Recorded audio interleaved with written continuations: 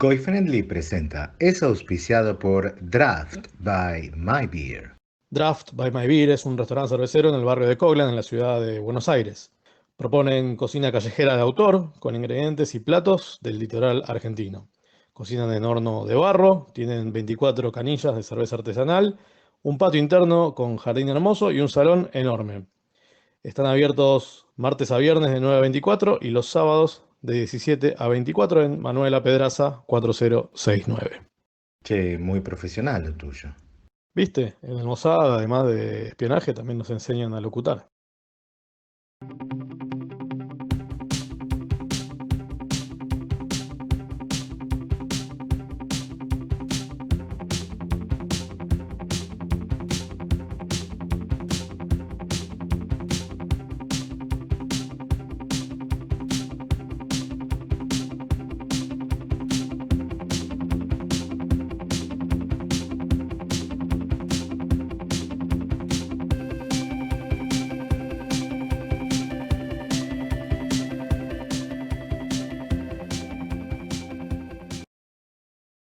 Hola, bienvenidos nuevamente a Goy Friendly Presenta, el formato audiovisual que sale de nuestro producto principal, ya podemos llamarlo producto Goy Friendly.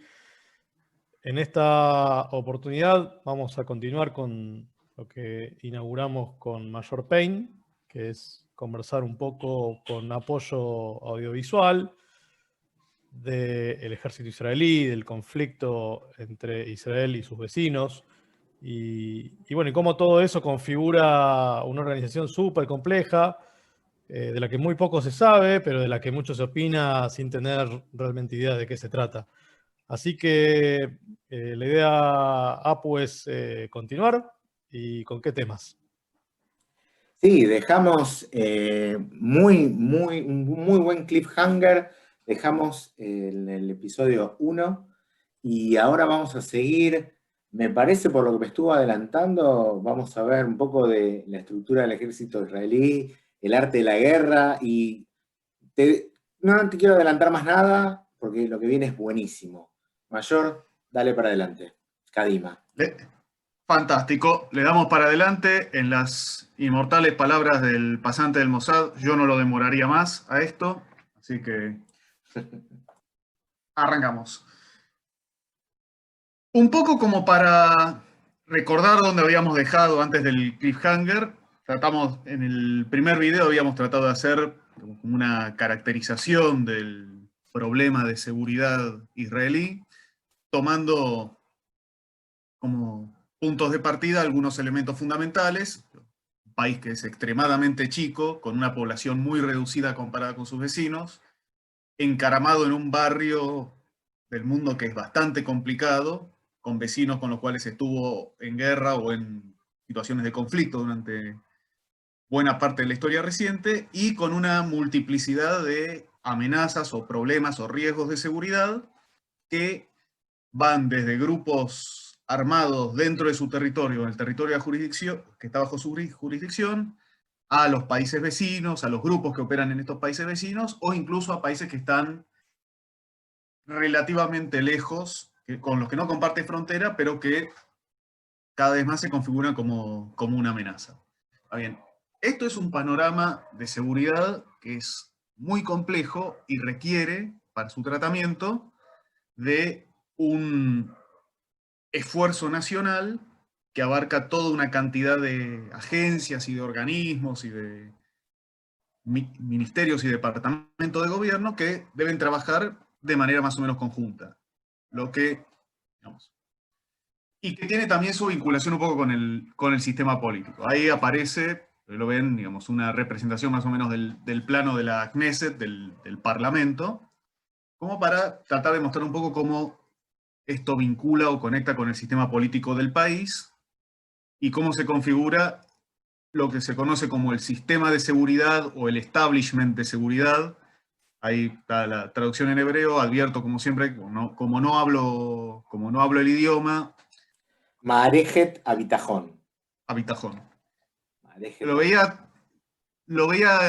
por lo menos cuando lo encontré, que decía como el establishment de seguridad, como el sistema de seguridad nacional. es un conjunto de agencias y de organismos. Vamos a ver un poco cómo arranca esto. Está la Knesset, el Parlamento, donde está 120 diputados elegidos por el voto popular, que constituyen mayorías para formar el gabinete, o el gobierno, empezado por un primer ministro. Hoy en día son 33 ministros. Acá nos quejamos de 20, imagínate tener 33. Pero bueno, 33 ministerios, cada uno con sus competencias particulares, y algunos que están directamente vinculados con la cuestión de la seguridad nacional. Ahí, bueno, dentro de ese gabinete funciona un mini comité, un consejo de seguridad integrado por algunos ministros, pero de los que nos va a interesar hablar, por ejemplo, de 3. El Ministerio de Seguridad Pública, el Ministerio de Defensa y la Oficina del Primer Ministro. El Ministerio de Seguridad Pública maneja organismos que están asociados a la tarea de mantenimiento del orden interno dentro del país, principalmente el servicio penitenciario, el servicio de bomberos, la Policía Nacional, para contrastar un poco con la experiencia que tenemos acá en la Argentina. Acá tenemos una policía federal y varias policías provinciales o municipales. En Israel hay una única policía nacional, que tiene un componente militarizado, que es la policía de frontera, que para nosotros acá en la Argentina, imaginémoslo como la gendarmería, pero que forma parte de la policía, solo que está un poco más pesadamente armada. Ministerio de Defensa, que incluye lo que nos va a ocupar principalmente, que son las fuerzas de defensa, y la oficina del primer ministro, todo el aparataje interno que lo respalda al primer ministro, que acá participa principalmente a través de los organismos del sistema de inteligencia. El cual, sí, eso incluye al Mossad, que es el que todos conocemos, pero que no se agota exclusivamente en el Mossad. Hay otras agencias aparte. El Mossad es la agencia de inteligencia que trabaja fronteras afuera, llamaríamos la agencia de inteligencia exterior. Después hay otras, como el Servicio de Seguridad General, que se lo conoce más bien como el Shin Bet, y también la propia área de inteligencia militar de las fuerzas de defensa. Igual, yo no sé si da para más, para futuros videos. Quizás el tema del sistema de inteligencia es algo que podríamos llegar a trabajar. Podría ser. El Mossad sería como la CIA y el Shin Bet sería el FBI. Exactamente. Sería más o menos esa categorización. Igual tengo entendido que para lo que es combate al crimen interno, eso lo trabajan más áreas de la policía. Pero el Shin Bet haría las funciones que hace el FBI en materia de contraterrorismo y lo que se conoce como contrainteligencia. Pero fronteras adentro. El Shin Bet, que como decís vos, es fronteras adentro, también se lo llama Shabak por las siglas. Y sí, es interesante, porque muchas veces hay como una confusión entre que hace cada organismo, como a veces hay confusión entre la CIA y el FBI. Cuando, como decía Apu, el Mossad es el equivalente a la CIA o el MI. Ya también me confundo. MI6. MI6, que es el extranjero, el MI5 es Es el interior. Es el interior, exacto. Pero siempre se genera ese problema de decidir, bueno, cuál es la inteligencia interna y cuál es la externa, que es al final del día las que muchas veces colaboran a nivel internacional para pasarse datos cuando tenés organizaciones supranacionales que se dedican a hacer quilombo en bloque o tratando de desestabilizar regiones.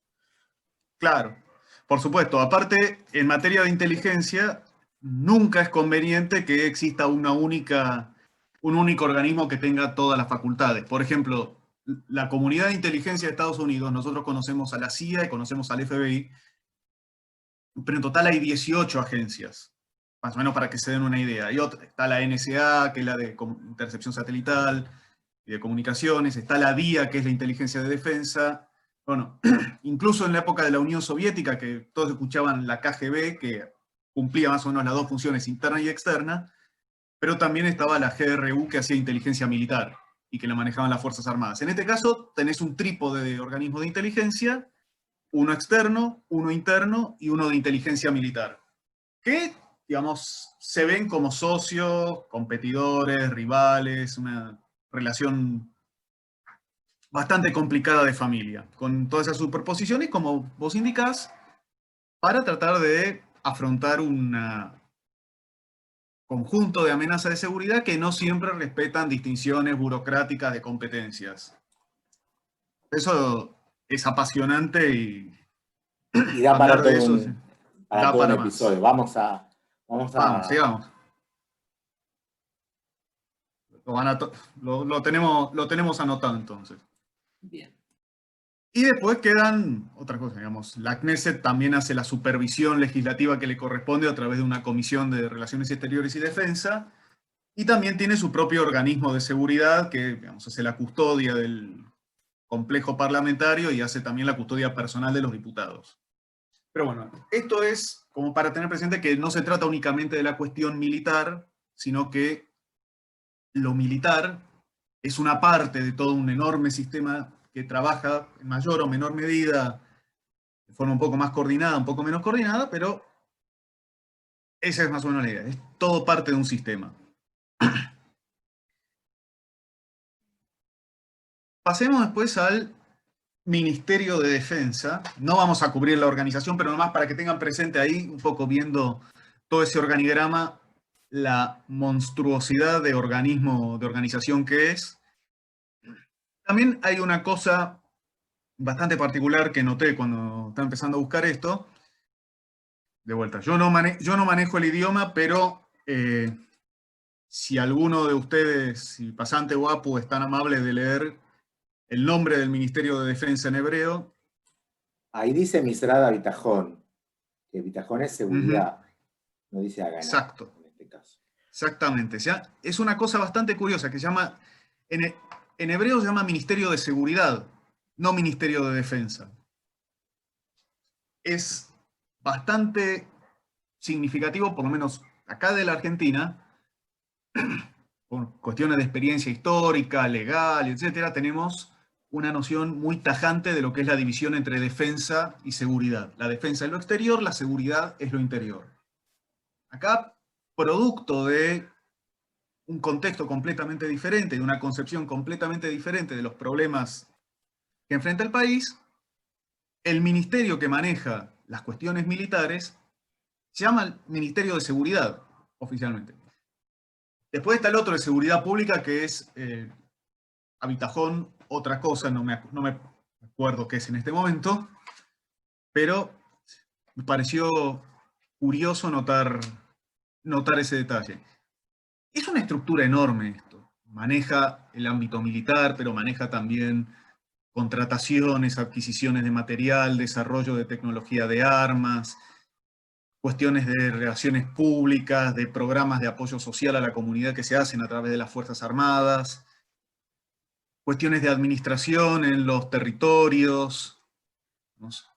Es un ministerio enorme y aparte por la relevancia que tiene, es el segundo puesto más importante del gabinete. Entonces es el ministerio por el cual es como una de las fichas preferidas en cada negociación de coalición que se puede armar. Y termina siendo siempre un problema, una cuestión bastante sensible, quién se sienta en el Ministerio de Defensa. Ha habido muchos casos, por ejemplo, Ben Gurión, de primeros ministros que fueron al mismo tiempo sus propios ministros de defensa. Y también ha habido casos que si tuviste que hacer una negociación de coalición bastante difícil para formar gobierno, como lo que tenés ahora, donde tenés al ministro de Defensa como el principal rival político del primer ministro. Y obviamente esto viene con una... Hay algo mayor ahí que Sí. me parece que vale la pena pensar también, que habría que Sí. saber si están los datos de esto, pero este organigrama ya te está hablando de un volumen de gente trabajando en el sector público, específicamente en las Fuerzas Armadas o las Fuerzas de Seguridad, o la estructura Sí. completa de este sistema de seguridad. En un país que dijimos más o menos son al día de hoy 9 millones de habitantes, con más menos. Sí. De los cuales no todos son judíos, como charlamos en algunas oportunidades, y con lo cual hay todas cuestiones que tienen que ver con cierta desconfianza de hasta qué rango puede ascender un no judío en toda esta estructura. Bueno, Hay un montón de cuestiones que son interesantes, pero lo que ya podemos empezar a intuir es que esto es carísimo. No te das una idea del costo que tiene. Digamos, un poco para dimensionar, de todo este conjunto que ven acá, este raviol que estoy marcando ahí con la flechita, esos son las fuerzas de defensa. Eso es las FDI. Todo lo demás es todo lo exterior. Datos presupuestarios, digamos, la masa de plata que maneja esto. Uno de los problemas que hoy en día tenés es que no hay presupuesto 2020, no hay presupuesto 2021. Creo que uno de los problemas políticos que hay en este momento allá en Israel es que se están matando por cómo va a salir el presupuesto. Los datos que hay son los del presupuesto 2019. ¿Cuánto mueve? 69 mil millones de shekelim. ¿Hace bien el plural? Shekalim. Shekalim. 69 millones de ciclos. Son 20 mil millones de dólares más o menos. Exactamente, 20 mil millones, más de 20 mil millones de dólares. Es una cifra enorme. No tengo cuánto equivale en términos del qué porcentaje del presupuesto es, pero sí cuánto es, miremoslo así. Generalmente se considera que un presupuesto de defensa saludable o creíble para un país tiene que estar más o menos en el orden del 1,5% del PBI. La OTAN recomienda que sus países miembros tengan un gasto militar que equivalga al 2% del PBI, y son muy pocos los países que lo logran cumplir. Israel llega casi al 5% del PBI en defensa. Esta cantidad de plata que mueve el Ministerio de Defensa. Y creo que debe ser bajo comparado con otros años. Sí. Sí, tranquilamente. Ha habido también un esfuerzo de ajuste, de reorganización, de simplificación de muchas cosas en los últimos años que te influye. Pero sí es una torta de guita impresionante para... Tengamos en cuenta, y no me quiero adelantar, pero todos los años la gente que hace la reserva, que son ciudadanos civiles que estuvieron en el servicio militar y vuelven una vez por año a hacer el reentrenamiento, se llaman los miluim, ese mes lo paga el Estado israelí. Vos ganabas un sueldo de 30.000 shekel, te pagan los 30.000 shekel, y supongo que será parte del ministerio. Ahora vamos a llegar a ese punto de cuál es la estructura y por qué del ejército israelí, del IDF. Exactamente, pero sí. Pero exactamente, uno de los temas es el costo de la reserva. El sistema de reserva tiene bastantes ventajas, pero también es bastante costoso, y vos pensás que la plata que tiene que pagarse de sueldos de ese mes es plata que no está produciendo el tipo que está yendo a cumplir el servicio reservista. Claro. Aparte del hecho de que le está sacando a la población, digamos, le está sacando a la economía una cohorte importante de pibes que están entrando a la población económicamente activa. Que son otras cuestiones. Digamos, es el costo de la seguridad, el costo de la póliza de seguro que tiene que pagar el país. O sea, lo paso un poco en limpio, a mí que me gusta pensarlo en términos económicos. O sea, tener esto para Israel representa un montón de gente que no labura en el sector privado y tiene que dedicarle, desde que termina el secundario hasta que arranca, 3 años de su vida los hombres, 2 años las mujeres. Una vez al año tienen un mes de baja en el sector privado, bueno, o si trabajan por ahí en el sector público, y eso lo tienen que pagar el Estado, ¿sí? O sea que no generan valor, el Estado les tiene que pagar, y encima todo esto hay que pagarlo con impuestos. O sea que imagínense lo que será un liberal israelí pidiendo que achiquen pagado con el IVA de los knishes. De los shkeidim serían, ¿no? Son como unos fideitos muy lindos que tienen allá. No, bueno, es interesante. Y hablando... Perdón. No, digo que es interesante medirlo también con esta escala, ¿no? Con la que uno a veces critica algunas cosas del lugar donde vive. Sí. Sí, el apoyo norteamericano, la plata que le da a Israel en realidad son préstamos para comprar armas norteamericanas. Y claro, y son 3.000 millones de dólares por año. O sea, Nah. uno dice, no, Estados Unidos subsidia la defensa israelí. Estados Unidos no paga 20% de todo esto, y encima es para comprar cosas allá. O sea, no es generosidad desinteresada la cuestión. No. De todo este aparato, ahora que ya vimos más o menos dónde encaja institucionalmente, cómo encaja dentro de todo el resto del sistema de seguridad, vamos a pasar a lo que nos interesa, que es las Fuerzas de Defensa de Israel, FDI, su acrónimo en castellano, sus iniciales, o, pero haberlo escrito bien, el Tzal, por su acrónimo, sus siglas en hebreo, literalmente Ejército de Defensa para Israel, si no pifié la traducción. El nombre tiene una doble connotación. Para empezar, te indica que incluya la palabra defensa, te da más o menos una noción del propósito institucional que tiene, digamos, de cómo concibe su misión, pero también cubre un aspecto que habíamos hablado en su momento en el podcast, cuando cubrimos el tema de la historia militar israelí, es que se reconoce como continuadora o sucesora de la Haganá, digamos, esa organización paramilitar de defensa que había antes de la existencia del Estado. Poco reconoce esa continuidad incorporándola a su nombre, pero también le incorpora, digamos, el emblema que tenía originalmente la Haganá, digamos, la espada con la hoja de laurel, o la hoja de olivo, creo, la incorpora al emblema oficial de las FDI. Ahora bien, tenemos esta organización militar. ¿Cómo la podemos definir? ¿Cómo la podemos sintetizar brevemente? Acá es donde tenemos que ir a una de las cosas curiosas que tiene Israel, visto desde el punto de vista de alguien que viene de ciencias políticas. El hecho de que Israel tenga una constitución, digamos, el término técnico sería una constitución no codificada.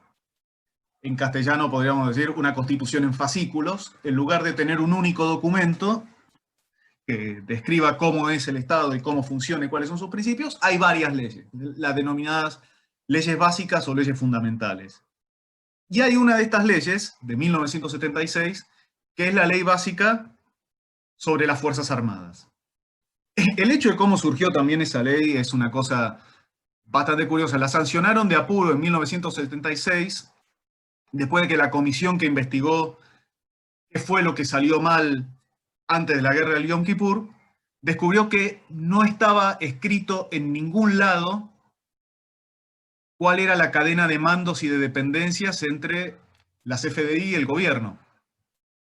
No se sabía hasta qué punto, dónde empezaba o terminaba la autoridad militar del primer ministro, del ministro de Defensa, quién nombraba al jefe de Estado Mayor, todo un montón de cosas que habían funcionado más o menos por inercia, nadie se había quejado, y cuando hicieron la indagatoria de qué fue lo que anduvo mal antes de la guerra del Yom Kippur, descubrieron que no hay ninguna ley que nos defina cómo encaja esta institución militar dentro del Estado. Así que la Knesset se juntó y sacó una ley básica, muy cortita. La captura de pantalla esa que ven es la totalidad del texto, 6 artículos, que a grandes rasgos dice: las FDI son las Fuerzas Armadas de Israel, son el ejército del Estado, son el único ejército legal, no puede haber otra institución militar a menos que se cree otra por ley, están subordinadas al gobierno a través del ministro de Defensa, que es su responsable político, y tiene una máxima autoridad militar, que es el jefe de Estado Mayor General,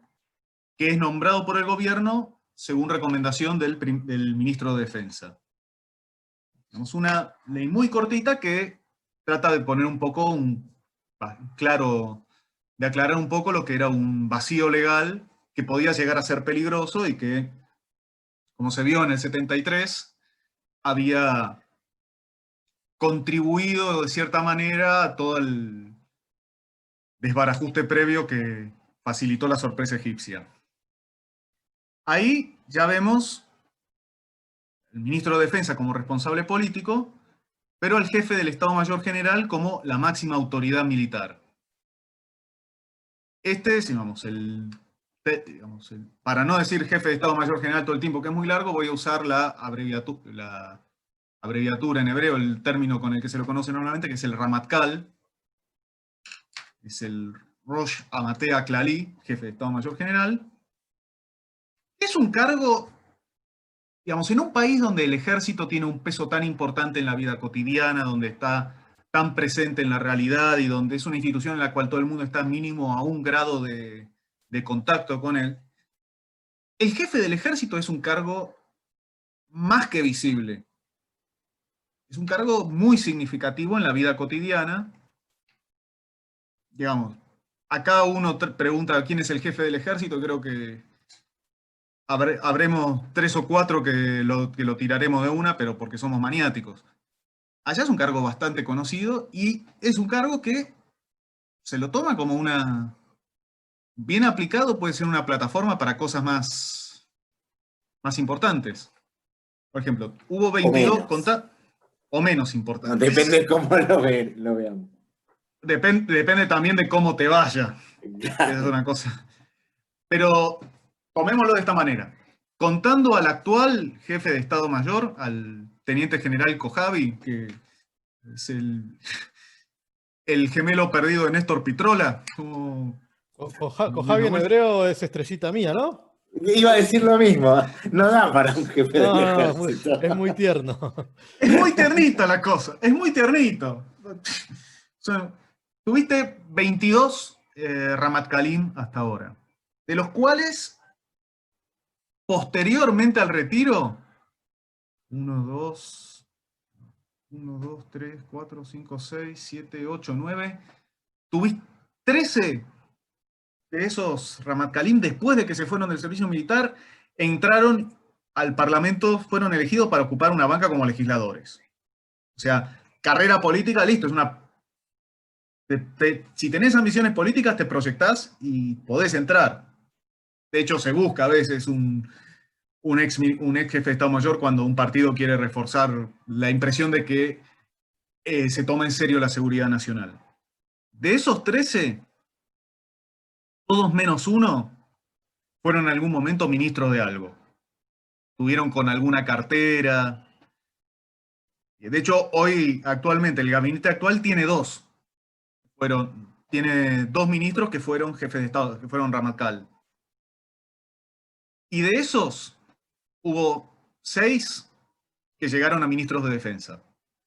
Tenemos algunos nombres bastante importantes en la historia.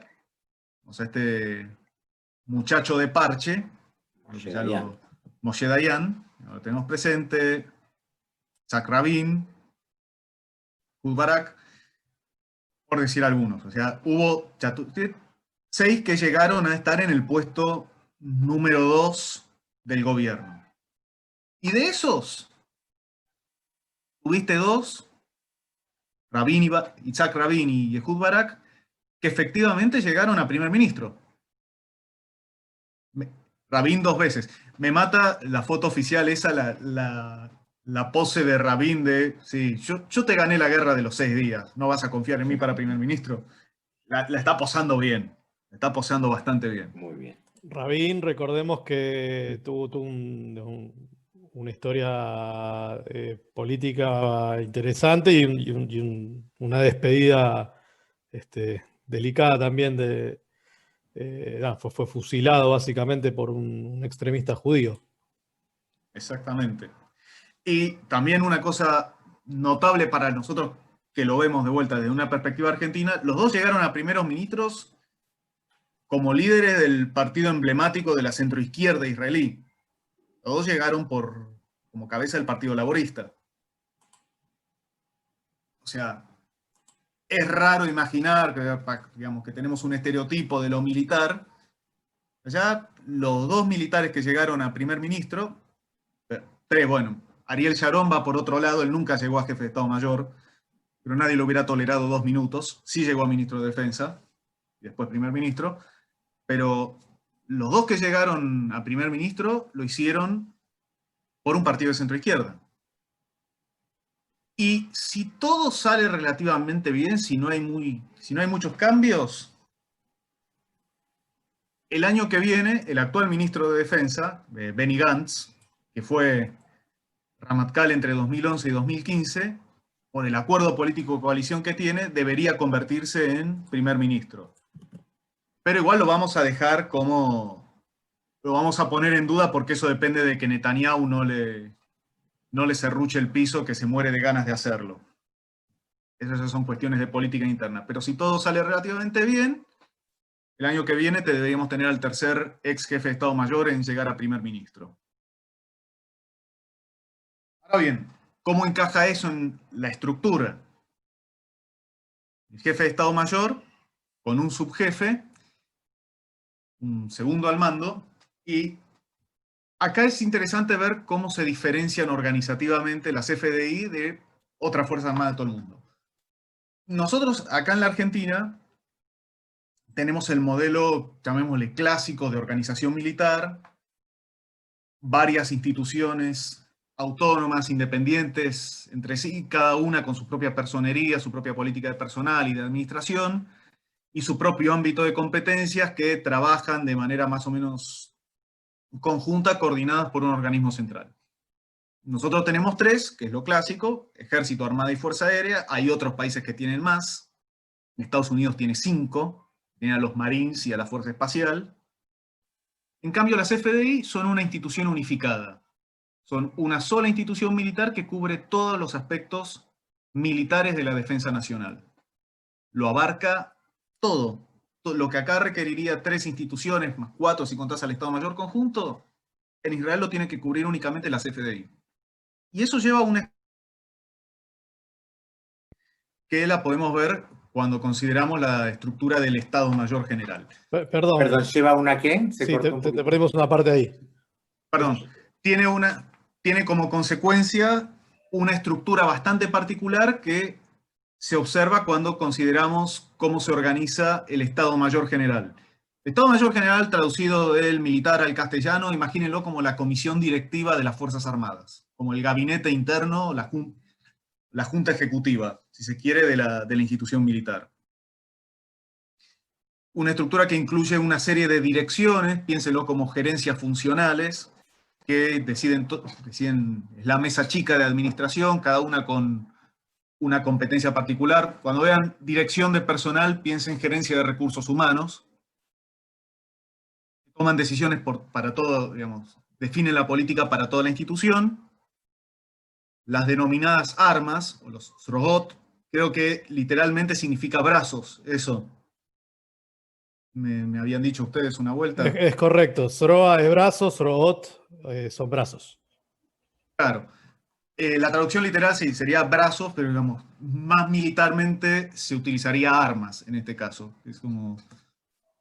O sea, cuando vos lo usás en inglés, usás arm, que es aplicable en los dos sentidos, como brazo o como arma en el sentido de organización militar, que es lo que se parece más a la noción que tenemos nosotros de las Fuerzas Armadas, porque encontrás encontrás un arma terrestre, un arma aeroespacial y un arma marítima, que son, las reparticiones internas de las FDI que cumplen lo que acá cumplirían las instituciones independientes que nosotros llamamos Ejército, Armada y Fuerza Aérea, que es preparar unidades de combate, unidades de apoyo, medios militares para las misiones que sean requeridas. Pero de vuelta, no son instituciones separadas, todas están dentro del mismo número de quit, por así decirlo, dentro de la misma personería jurídica. Luego están los comandos, que si se quiere son las reparticiones operativas, algunas que tienen competencias regionales, otras que tienen algunos aspectos funcionales, pero que son los que emplean Fuerzas Armadas para cumplir misiones o tareas particulares, los Pikudim, y después quedan otros organismos complementarios, por ejemplo, los tribunales militares, el área de investigaciones. Bueno, nosotros acá en la Argentina tenemos el obispado castrense, en Israel existe el rabinato militar, que cumple todas las funciones de apoyo espiritual al personal y el cumplimiento de normativas, digamos, de la halajá, creo que es. Halajá. Del alajá. La alajá. Exactamente. El asesor financiero, digamos, el asesor financiero es el jefe del departamento de presupuesto del departamento de presupuesto del ministerio. Ahí más o menos hay un poquito de herramienta de control civil. Las FDI no tienen su propio departamento de finanzas. Las finanzas se las maneja el Ministerio de Defensa y el capo del departamento de finanzas se sienta en el Estado Mayor como asesor financiero, pero la billetera no la controla. O sea, el Ramatkal no controla la billetera. No tiene control de la billetera militar. Y después... Hay algo que te quería preguntar. Sí. Esto, digamos, cuando uno ve los comandos y las armas, es una organización matricial. Digo, el comando le pide a cualquier arma en función a la misión que tenga, necesito recursos de tierra y de mar, y por ahí no convoca a recursos de aire. Claro, o sea, en principio sí, es una organización matricial como la describís. Hay una cuestión que es hilar un poco fino en esta parte, pero en lo aeroespacial y en lo marítimo se manejan más o menos de manera autónoma. Los comandos al que le piden recursos es al arma terrestre. En lo aeroespacial y lo marítimo se tiende a manejar solo. Funcionan, o sea, si imaginamos a las FDI como una enorme empresa, la Fuerza Aérea y la Marina son como pymes atendidas por sus dueños. Preparan los recursos y los emplean ellas mismas. Por una cuestión de practicidad. Israel es un país chico, el espacio aéreo es muy reducido, un avión a mediana potencia te lo cruza de norte a sur en 30 minutos, y no tiene mucho sentido del organizativo meter trabas a cómo te funciona el componente aéreo, meter un procedimiento burocrático de subordinar. Es más fácil, más tranquilo que el de la Fuerza, que si hace falta una operación en el comando, en el área de responsabilidad del Comando Norte, le digan a la Fuerza Aérea, ¿me podés dar una mano con esto? Y la Fuerza Aérea lo atiende. Y lo mismo te pasa con el aspecto marítimo. Cuando tenés 300 kilómetros de costa, te lo puede atender tranquilamente, digamos, las operaciones en el mar te las puede atender tranquilamente la Armada. Pero sí, en concepto es matricial como lo describiste. Con la cuestión del equipamiento militar, digamos, no vamos a hablar de números así, que esos son datos que uno los puede buscar, que están disponibles en distintas fuentes públicas. Sí, para mencionar que es un país que tiene, bueno, una capacidad militar significativa. En gran medida depende también de, digamos, una enorme cantidad de medios de combate terrestres, digamos, una enorme cantidad de tanques, más todos los que están en reserva, porque aparte de tener una reserva vos la tenés que equipar. Una fuerza aérea enorme también, con mucho avión de combate. Medios navales, pocos los necesarios, o sea, bastante decente, pero una industria de defensa nacional, digamos, el equipamiento depende en gran medida de una industria de defensa nacional que digamos, se asegura de producir o adaptar los medios militares de acuerdo a las necesidades del país. Hay algunas cosas, obviamente, que se compran afuera, la mayor parte de los aviones, algunos de los sistemas de artillería, algunos medios particulares. Otros se fabrican en el país, los tanques, los Merkavá, por ejemplo, que son todos de diseño local. Y hay muchos otros que son adaptaciones de medios, aviones de combate o... Los buques los fabrican ahora en Alemania últimamente, salvo los buques de cierto porte o los submarinos son de fabricación alemana. Pero, digamos, hay una industria de defensa que, sin llegar a, digamos, a asegurar el autoabastecimiento, sí ayuda a mantener una capacidad militar bastante creíble y bastante potente, dadas las circunstancias del país. Una pregunta, sí. No quiero ahondar demasiado porque hay un montón para ver, pero los 3 tanques que vemos ahí, son sí. ¿qué modelos son y qué diferencia hay? Porque lo que veo es que el que tiene 530, el que se supone que es 530, tiene un rango de tiro más largo, en cambio el otro es para zonas urbanas. ¿Cómo? No, eso lo que vos ves ahí, perdón, sí, tendría que haber aclarado eso. Lo que aparece ahí como 490 son tanques propiamente dichos. digamos, el tanque es un vehículo de combate blindado que tiene la función de irrumpir combinando potencia de fuego, protección y velocidad. Lo que figura como con el 530 ahí abajo, que es parecido a un tanque pero no lo es artillería autopropulsada. Uno dice, bueno, pero ¿cuál es la diferencia? Los dos son cañones montados en orugas. El tanque es para combate directo. El tanque es para batir blancos que están a una distancia relativamente corta y que uno los ve. Y tiene la protección como para bancar eso, como para bancar esa clase de combate. La artillería autopropulsada es para lo que se conoce como fuego indirecto. Es para destruir blancos o suprimir blancos a distancia de varias decenas de kilómetros. O sea, con un tanque vos disparás a quemarropa a distancias de 1000, 2000 metros, probablemente un poco más.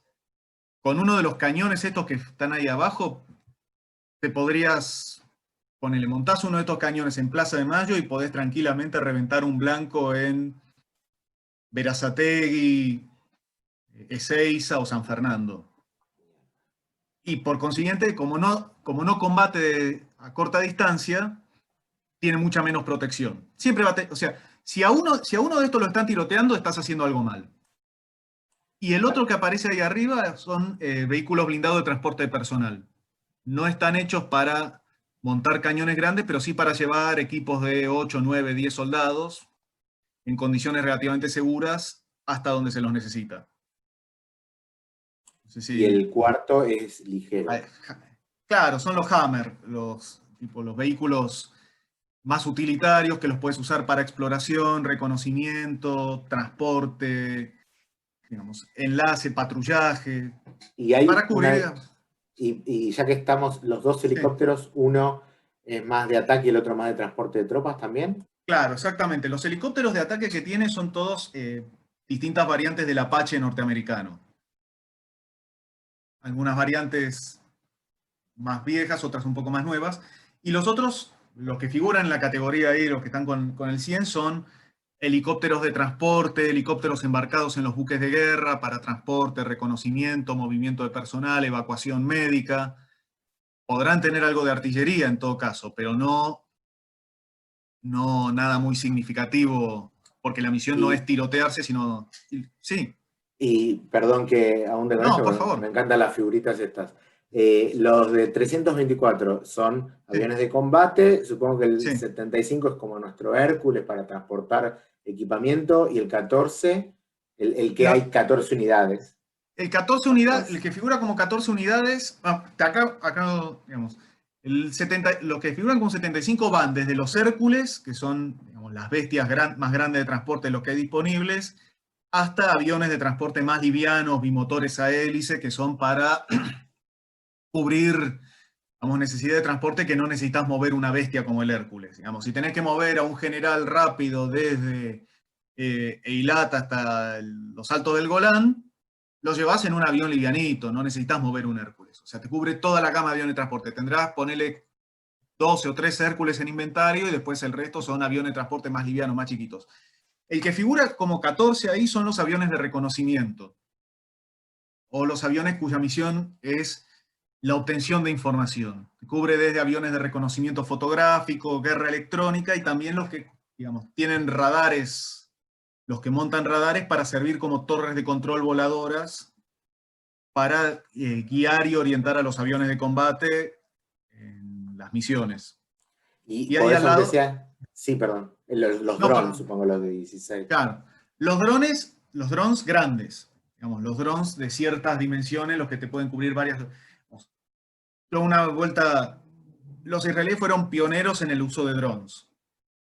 O sea, la cantidad que tienen en el inventario en realidad son centenares, si no miles. Pero estamos cubriendo desde los que te pueden llegar a estar volando 2 o 3 días hasta los que los lanza un soldado con la mano. Estos 16 serían los que hay un inventario más o menos reconocido de drones de cierto tamaño, de cierto calibre y de cierto peso importante. Y el equipamiento naval, puedes brevemente decir, no sé si se nos va el tiempo, pero brevemente... Sí. Básicamente lo que figura ahí como 3 son los buques de guerra de relativas dimensiones grandes. La Armada israelí no tiene grandes buques de guerra, no vas a encontrar portaaviones, no vas a encontrar grandes destructores. Los que figuran ahí son los que nosotros conoceríamos como corbetas. Estamos hablando de barcos de guerra de unas 1000 toneladas de desplazamiento, más o menos 90 o 100 tripulantes, capaces de llevar, bueno, ahí se ve chiquitito, un helicóptero. Hoy en día hay 3 en servicio que fueron construidos en Estados Unidos, y hay otros 4 encargados, de los cuales debería llegar el primero a fin de año o el año que viene, que están en construcción en Alemania. Los que figuran como 8 ahí abajo son las lanchas misilísticas. Las lanchas rápidas armadas con misiles son las nietas de las lanchas de Cherburgo, de las que hablábamos en alguna oportunidad, de aquellas lanchas que se fugaron de Francia después de que los franceses las embargaran, y que hasta ahora eran como el principal peso ofensivo de la Armada. Ahora los israelíes están tratando de avanzar un poco a tener quizás menos buques de guerra, pero más grandes y más capaces, porque también evoluciona la guerra naval y las lanchas misilísticas ya es muy difícil que sobrevivan en ambientes de combate de gran intensidad.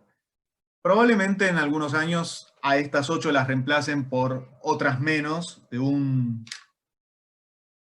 tamaño un poco más significativo, un poco más grande. Y después las otras 40 que figuran ahí son las lanchas rápidas que las usan para patrullaje y vigilancia costera, que te cubren seguridad portuaria, infiltración que bloquean intentos de infiltración de grupos armados, esa clase de cuestiones. Y bueno, y los submarinos, que son algo más evidente, también todos de construcción alemana. Ahora, los comandos regionales que los habíamos visto, cada uno con una competencia geográfica particular.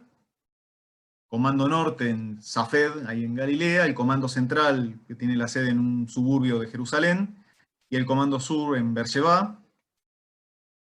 Son, digamos, llamémosle las gerencias regionales de la CFDI. Históricamente, cada uno de estos comandos tenía una función particular, digamos, se enfocaba en una amenaza concreta, en una amenaza específica. Por ejemplo, si vos estabas en el Comando Norte, tu área de preocupación era lo que hacían, tu área de preocupación era Siria, básicamente, la amenaza militar de Siria. Líbano no, nunca fue una amenaza militar el Líbano. Si estabas en el Comando Central, lo que te preocupaba era Jordania. Y si estabas en el Comando Sur, lo que te quitaba el sueño era Egipto. Ahora bien, eso era durante las primeras décadas del Estado. El panorama internacional cambió en las últimas décadas. Tuviste tratados de paz con Egipto en 1979 y Jordania en 1994, y Siria acaba de implotar. Así que militarmente hablando, esas no son las preocupaciones. Ahora bien, ¿cuáles son las preocupaciones? Y si estás en el Comando Sur, lo que te tiene que preocupar fundamentalmente es Gaza, y Hamás sobre todo. Para el Comando Central, todos los grupos armados que puedan operar en el West Bank, Judea y Samaria, según la denominación oficial israelí. Todos los grupos operan ahí, pero por ejemplo, Yihad Islámica, que es como el que tiene uno de los que tiene más peso ahí. Y para el Comando Norte...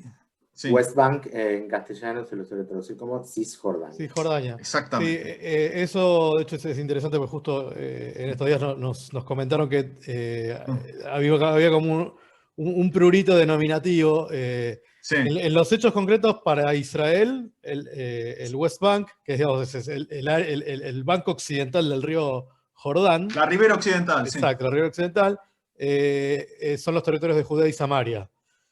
Del otro lado, digamos, era lo que era Transjordania, ¿no? Originalmente era la vieja Transjordania, que sí, después de la guerra del 48, cuando se quedaron con el West Bank, se llamaron Jordania Secas. Exacto. Se cambiaron el nombre del país. Que es del otro lado del río Jordán, básicamente. Y claro. Esto que mencionabas de las dos organizaciones, por un lado Hamás, por el otro sí, Yihad Islámica. Claro. Y en el norte tenemos Hezbollah. Hezbollah, que es un partido político con un brazo armado. Sí. No es que las otras dos no lo tengan, pero Claro. La representación política en Gaza y en Cisjordania o en Judea y Samaria está prácticamente suspendida, o sea, tiene como un estado de excepción.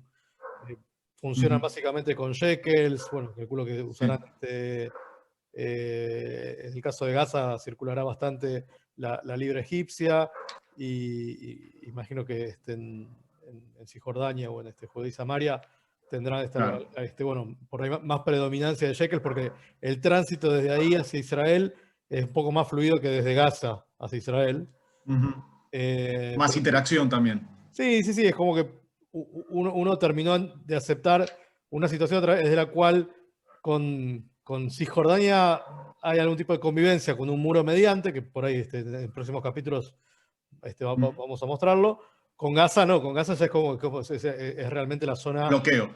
caliente, sí, un bloqueo, donde hay una resistencia ya no de ejército, sino de guerrillas. Con Exactamente. con el soporte financiero y logístico de Irán. Claro. Y también Sí. ponen en el Comando Norte, obviamente otra de las cosas a las que tienen que prestar atención es a la cantidad de grupos armados que están operando en lo que alguna vez fuera Siria. El país anteriormente conocido como... Exactamente. El agujero en el mapa anteriormente conocido como Siria. Y Sí, cierro, digamos...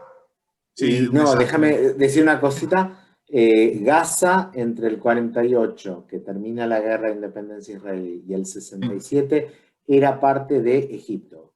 Estaba administrado por Egipto. Exactamente. Sí, y Cisjordania, lo que ahí se ve como West Bank, era parte de Jordania, lo administraba Jordania, del 48 al 67.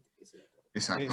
Una notita al pie que creo que no tocamos. ¿En qué momento Jerusalén es anexada a Israel? Porque, digamos, a fines políticos, casi todas las representaciones diplomáticas estuvieron desde el 48, a medida que se fue desencadenando la aceptación de la existencia, en Tel Aviv, pero Jerusalén para Israel es su capital, y es una capital indivisible, que es parte, digamos, de las dificultades. Pero hubo una guerra de liberación justamente de Jerusalén, que fue ¿en qué año? El 67. Jerusalén Occidental estuvo siempre bajo jurisdicción israelí desde el 48 en adelante.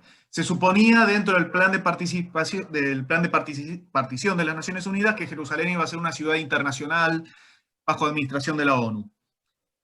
La parte occidental, digamos, llamémosle el tercio occidental de Jerusalén, quedó bajo administración israelí después del 48, y después de la guerra del 67 quedó todo bajo administración completamente israelí. Y después hubo una ley básica, así como hubo una de las Fuerzas Armadas en el 74, no, en el 76, creo que hubo otra en el 80, que fue la que la declaró como Jerusalén capital única, eterna e indivisible del país. Y obviamente es todo parte del problema. Y en el 67, en la guerra, como vos contaste, el territorio que captura de Jerusalén, la parte de Jerusalén oriental, incluía justamente toda la ciudad antigua de Jerusalén, la Ir Atika, donde está el Muro de los Lamentos, el viejo barrio judío. El viejo barrio judío, el viejo barrio cristiano, el viejo barrio musulmán, el viejo barrio armenio, donde está el Santo Sepulcro, y bueno, la mezquita de Omar y la mezquita de Al-Aqsa. Y todo eso es dentro de las murallas de la ciudad vieja, es lo que había quedado afuera después de la guerra del 48, y los judíos no podían ni ir a rezar. Ahora todos pueden ir a rezar, manejado por Israel. Exactamente. Y termino con el tema de los comandos. El cuarto, que es digamos, lo que se conoce como el comando del frente interno, que es el que maneja todas las cuestiones de defensa civil, búsqueda y rescate, manejo de emergencias, respuesta ante incidentes químicos, biológicos y nucleares. Lo crearon en 1990 después de que Saddam se aburriera de tirar misiles Scud contra Israel a ver si Israel pisaba el palito y entraba con una represalia que rompiera la coalición árabe que había armado Estados Unidos. Y es el que hoy en día, entre otras cosas, manda, por ejemplo, las alertas a las distintas zonas del país que pueden estar amenazadas cada vez que a los muchachos de Hamas se les ocurre mandar cañitas voladoras. Tengo entendido por lo menos que esas son modelos de las alertas que aparecen en la televisión con el emblema del Comando del Frente Interior para distintas zonas, una especie de pronóstico de cohetes. Bien. Bueno, sí, es bueno notarlo, digo, esos cohetes son, digamos, tienen una capacidad de daño dentro de todo limitada y se los combate con lo que se llama el domo de hierro, que también calculo que le vamos a dedicar un buen rato. Sí. Hay mucho para hablar de esto. Hay mucho para hablar. Y cierro con este, que es el último, el quinto comando, que es el que menos se conoce, que es el de profundidad, se llama el comando de profundidad o el cuerpo de profundidad, que es el que se ocuparía de las operaciones militares fuera del territorio israelí, y que hay quienes dicen que lo recrearon en, creo que 2011, pensando, bueno, en algún momento vamos a agarrarnos a los bifes con los iraníes. Y es el que se tendría que ocupar de eso. Creo que no sé cómo venimos de tiempo, pero... No, venimos increíble, yo me quedaría 3 horas más, pero vamos a dejar redondeado este segundo episodio, me parece que está completo, balanceado, cubrimos una cantidad increíble de contenido, así que vamos a ver qué dice la audiencia después, qué feedback nos lleva. ¿Qué feedback nos lleva? Y después quizás para otra vuelta podemos arrancar un poco con cómo pelea este ejército y cómo se nutre este ejército de personal. Lindo suspenso para la el Sun Tzu judío. Sí. Exactamente. El Sun Tzu judío, me gustó. Bueno, Sun Tzustein, si me permiten el mal chiste. Bueno, gracias, Mayor. No, por favor, gracias a ustedes por bancarme. Vamos a ver qué es lo que le sucede a la audiencia con este segundo episodio. Mientras no sean amenazas de muerte, yo soy feliz. Estamos perfectos, claro. Bueno, seguimos en el próximo episodio. Muchas gracias. La seguimos en la próxima. No, por favor, gracias a ustedes. Un abrazo enorme, muchachos.